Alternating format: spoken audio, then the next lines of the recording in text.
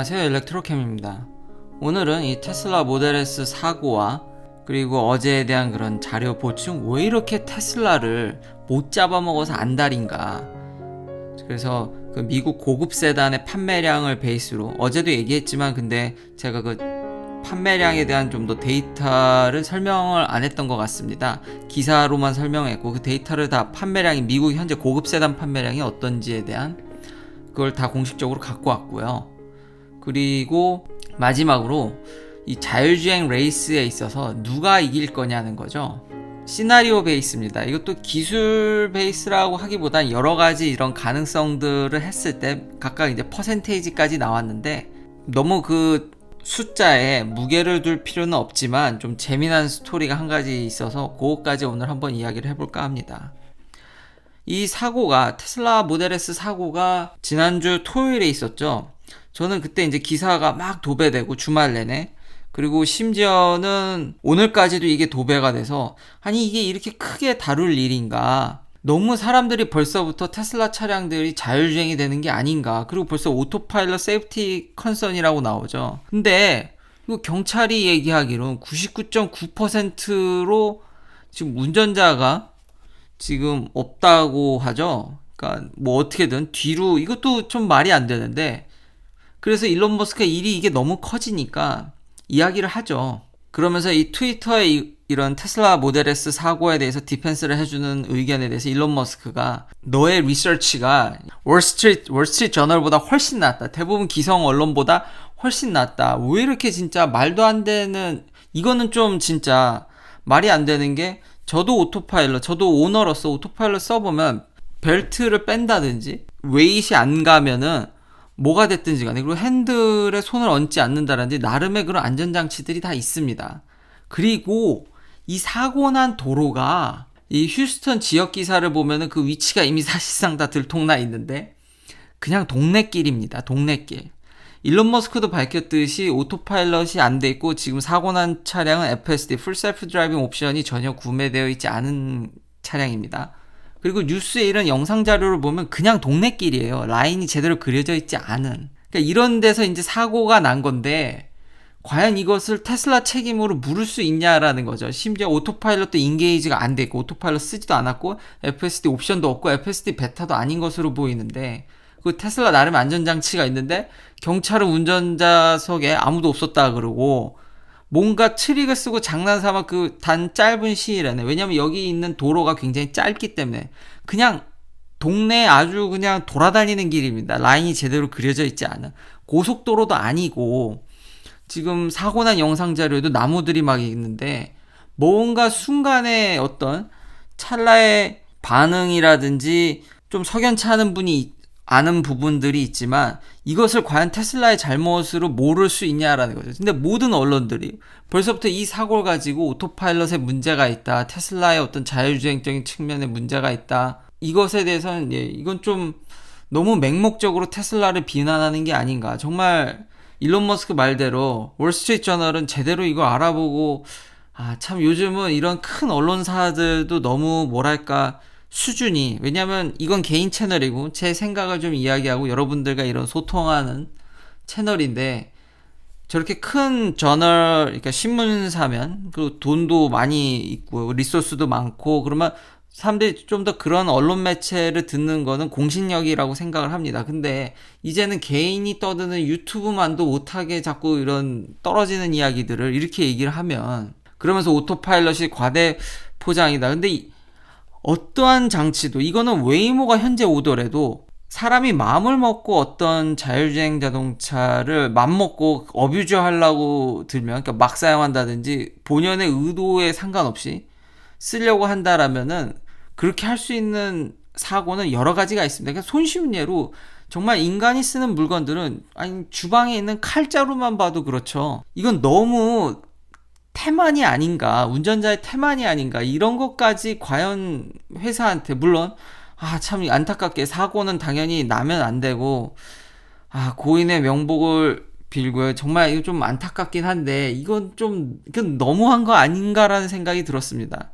지금 언론의 모든 메이저 언론사들이 미국에서도 테슬라를 비방하는데, 참 어쩌다 이렇게 된 건지 정말 이게 좀 저로서는 조금만 찾아봐도 이거는 좀 말이 안 된다라는 생각이 강하게 듭니다. 그래서 정리하면 결론적으로 이건 테슬라의 잘못을 묻긴 매우 어렵고, 물론 추후 계속 인베스티게이션은 계속 가고 있습니다. 그래서 텍사스 폴리스는 지금 테슬라한테 그런 주행 데이터를 달라고 지금 일론 머스크가 트위터로 지금 오토파일럿도 인게이지가 안 됐고, 근데 동네길이기 때문에 오토파일럿을 쓰기가 FSD 베타가 아니면은 거의 불가능합니다. 라인이 그려져 있지 않기 때문에, 여기 일론 머스크도 밝혔듯이.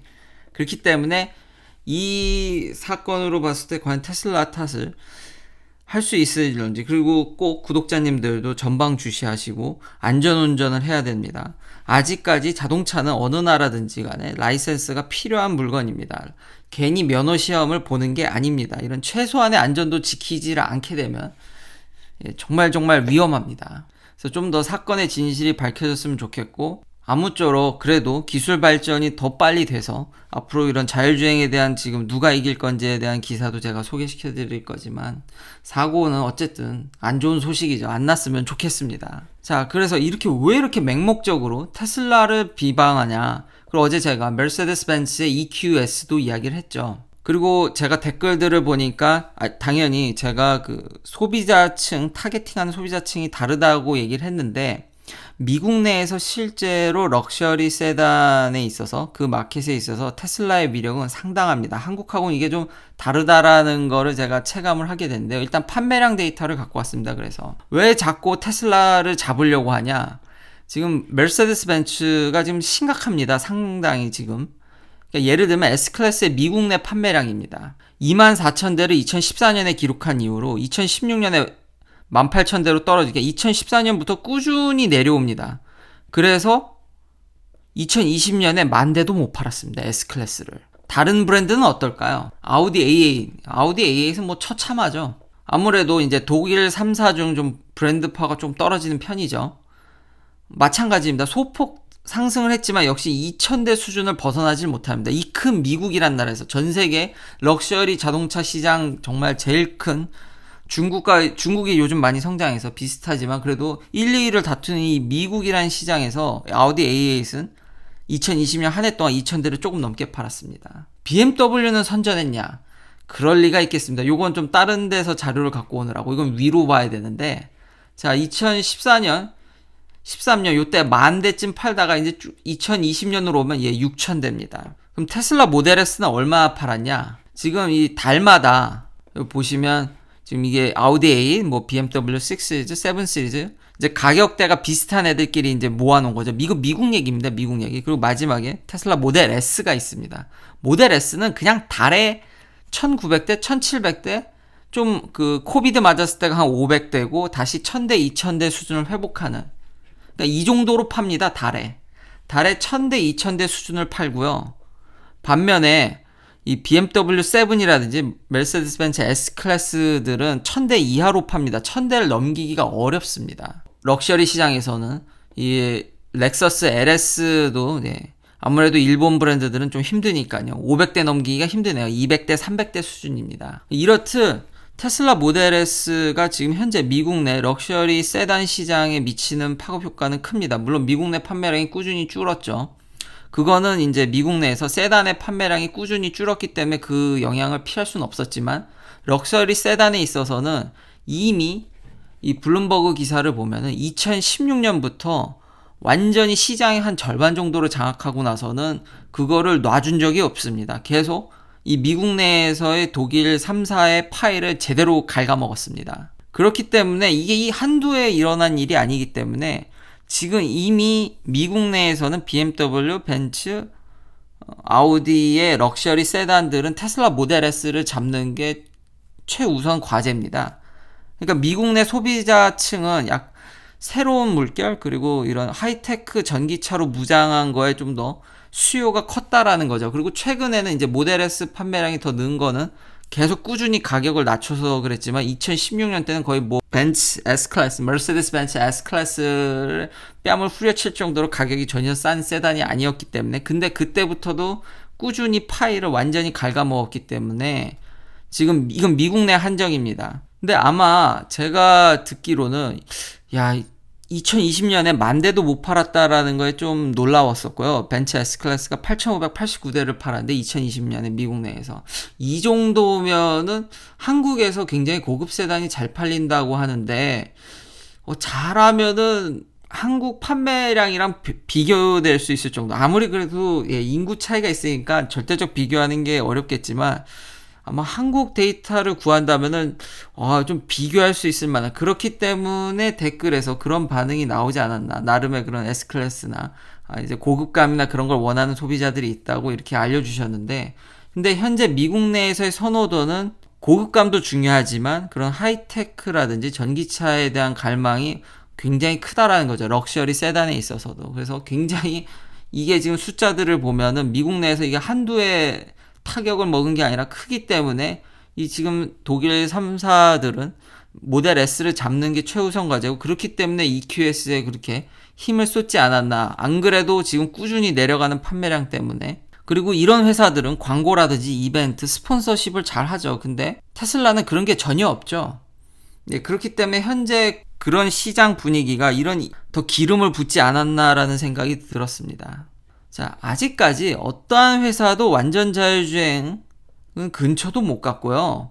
여전히 웨이모도 힘들어하고 많은 회사들이 힘들어합니다. 그러니까 차라는 건 다시 한번 안전에 신경을 쓰셔야 되고요. 정말 저런 너무 이게 말도 안 되는 사고인데 그래서 좀 개인적으로 너무 안타까움이 있는데, 그러면서 현재 이 자율주행의 시장에 대한 또 경쟁사들의 정리, 제가 계속 이야기하는 이 재미난 기사가 어제 나왔는데, 이건 절대 기술의 어떤 웨이트 밸류를 준 게 아닙니다. 그냥 여러 가지 시나리오 중 그래도 가능성이 높은 거를 이제 그러니까 많은 확률이 걸리는 거죠. 그러니까 여러 가지 시나리오, 아마 이게 아크 인베스트먼트가 했던 방식과 비슷한 것 같은데, 여전히 이 기사에서 1등은 웨이모입니다. 그래도 현재 왜냐면 라이다를 쓰고 최대한 많은 가능성, HD 맵이라든지 이런 것들을 하기 때문에 로보택시에 대해서 가장 그래도 여전히 선두그룹으로 인정받고 있습니다. 이 하고 있는 기술의 성공률을 얘기하는 게 아닙니다. 2위는 그 외에 다른 로보택시입니다. 그러니까 뭐 크루즈, 알고, 모셔널, 이게 원래 앱티브였는데 현대랑 파트너를 맺은 그 죽수도 있죠. 최근 아마존에 인수된 요게 한 25%입니다. 그러니까 요렇게 연합을 하면 웨이모보다 좀 더 가능성이 높다라고 보는 거죠. 세 번째가 테슬라와 이제 콤마 AI입니다. 그러니까 예를 들면 이제 프리우스라든지 현대차에 그런 주행 보조 장치가 있으면 이렇게 PDA 타입의 이런 약간의 디바이스를 넣어서 이제 비전 베이스로 자율주행을 할 수 있는, 그렇지만 이제 메인은 테슬라죠. 근데 아무래도 비전에만 의존하다 보니까, 그러니까 한 가지 딱 이미 테슬라는 노선이 확실하죠. 여러 가지를 노리는 게 아니라 한 가지만 노리고 있기 때문에 지금 5%로 이야기가 되고 있습니다. 그 다음이 모비라이고, 요 기사에서 제가 핵심적으로 다루고 싶은 부분입니다. 모비라이를 한 10%로 보고 있더라고요. 근데 왜 제가 모비라이를 이제 유심히 보냐면, 지금 현재 자동차 업계에서는 제발 모비라이가 자율주행에 성공하길 바란다는 겁니다. 요 10%라고는 얘기하지만 왜 그러냐면, 지금 모비라이는 이미 기존의 자동차 회사들과 파트너십이 굉장히 끈끈하고 부품을 공급해 줄 수 있는 회사입니다. 그렇기 때문에 여기서도 제가 지난번에 얘기했던 어떤 근거를 좀 더 뺏을 수 있는 거죠. 예를 들면 모비라이가 로보택시를 런칭한다 그러지만 실패하더라도 어느 정도의 성공 가능성만 보여주더라도 그 부품을 기존 이런 자동차 회사들한테 공급할 수 있고, 그러니까 윈윈인 거죠. 그렇기 때문에 지금 요 기사 내용을 쭉 읽어보면은 간절히 바라고 있습니다. 간절히 모든 회사들이 그냥 모비라이가 빨리 성공해주고, 모비라이가 계속 이런 부품 업계에서도 강력한 지위를 유지해서 얼른 이런 부품들을 자기한테 공급해서 그런 과실을 같이 나눠 갖는 구조를 가장 페이버럴하게 바란다는 이야기입니다. 그래서 요게 핵심이고요. 뭐 그 외에 중국의 어떤 가능성? 중국은 좀 그래도 통제된 사회다 보니까 이런 것들을 좀 더 런칭하기 쉽지 않을까. 혹은 트럭들, 그러니까 테슬라는 5% 플러스 5%를 또 받을 수도 있는 거죠. 왜냐하면 세미 트럭으로 셀프 드라이빙 트럭도 트라이를 하고 있기 때문에, 요거는 사실 요거에 포함이 안 됐기 때문에 테슬라의 가능성은 시나리오만 보더라도 10% 정도로 볼 수 있겠죠. 그러니까 모비라이랑 비슷하다고 볼 수 있겠습니다. 현재 상황이. 그러니까 여러 가지 그런 루트로 봤을 때 절대 다시 한번 기술의 그 성공 가능성을 얘기하는 건 아닙니다. 거기다 이제 딜리버리죠. 그러니까 어떻게든지 이 기사는 어떻게든지 상업화에 성공해서 좀 수익이 나서 이게 돌아가는 것까지 고려를 한 겁니다. 그러니까 요즘 안 그래도 이 누로라든지 이런 데서 피자 배달, 근데 이제 라스트 터치는 되지 않습니다. 그러니까 차가 집 근처 가면 그 주문하신 분이 가가지고 알아서 꺼내 와야 되죠. 근데 이렇게 되면은 저 피자 안에 자기 피자만 가져가야 되는데 남의 피자도 가져갈 수 있는 거죠. 그냥 하나만 배달하면 상관이 없지만 여러 가지를 배달하면 그 안에 다른 사람 물건도 있을 텐데, 물론 그래서 이제 카고를 둘로 나눠 놓는다든지 뭐 그런 제스처를 한다지만 그쵸, 결국은 사람이 직접 가서 꺼내야 되는 그런 라스트 터치 문제가 있기 때문에 그래도 요걸 한 10%로 보고 있고요. 마지막이 우리가 모르는 somebody else입니다. 누군지는 모르지만 갑자기 확 튀어나와서 또 숨은 고수라든지 엄청난 또 투자를 받아서 새로운 아이디어로 이 시장을 돌파할 걸 한 10%로 보고 있어서 현재 이런 상황이고, 다시 한번 알려드리지만 현재 지구상에 알아서 운전해주는 차는 우리가 일반 소비자들이 선택할 수 있는 차들 중에는 없고 항상 주의를 요해야 된다는 점, 그리고 참 저런 안타까운 사고를 보면서 너무 안타깝다라는 얘기밖에, 고인의 꼭 명복을 빌고요. 돌아가신 분들의 어떤 이런 좀 신상도 나온 얘기를 들어볼 때는 너무 안타까운데, 부디 테슬라 오너분들이나 앞으로 자율주행에 대한 그런 우리에 대한 태도 너무 맹신해서는 안 되고, 항상 아직까지 그렇기 때문에 자동차 면허가 있다라는 거를 꼭 기억해 주셨으면 좋겠습니다. 긴 영상 시청해 주셔서 감사합니다. 내일도 테슬라 관련 이야기로 찾아뵙겠습니다.